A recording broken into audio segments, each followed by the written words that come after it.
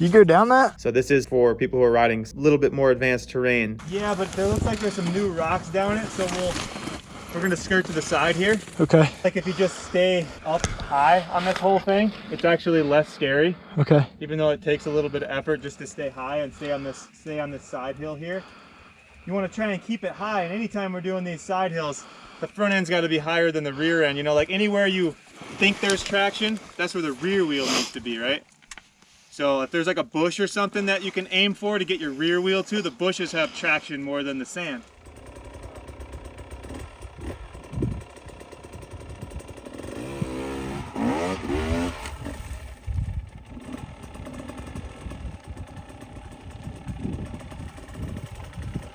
So it's pretty sketchy, you know, like as soon as you start moving, your back end wants to wash out. And then aim for the bushes, you know, always either aim for like a big rock or the bushes to get your rear wheel to. Front end's got to stay high, so that can require power to the ground to make sure the rear end stays planted. The second you let up on the power on these side hills, you're sliding down. Kind of scoot the back end, you know, like you're flat tracking the back end around. I mean, if something goes crazy, you could just dump the bike to the high side. Oh boy. Yeah, this isn't so bad, I guess. But I'm gonna turn my bike on right now.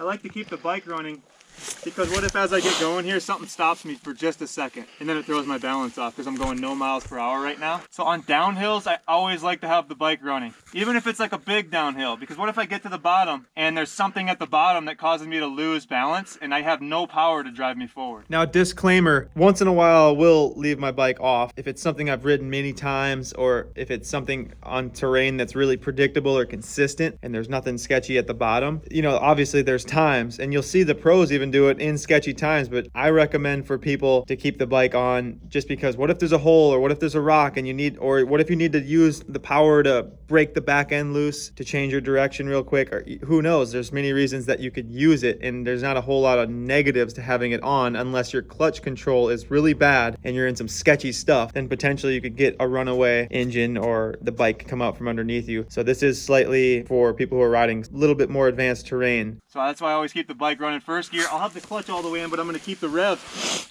I'm always in the habit of just giving a little bit of rev. Rear brake too.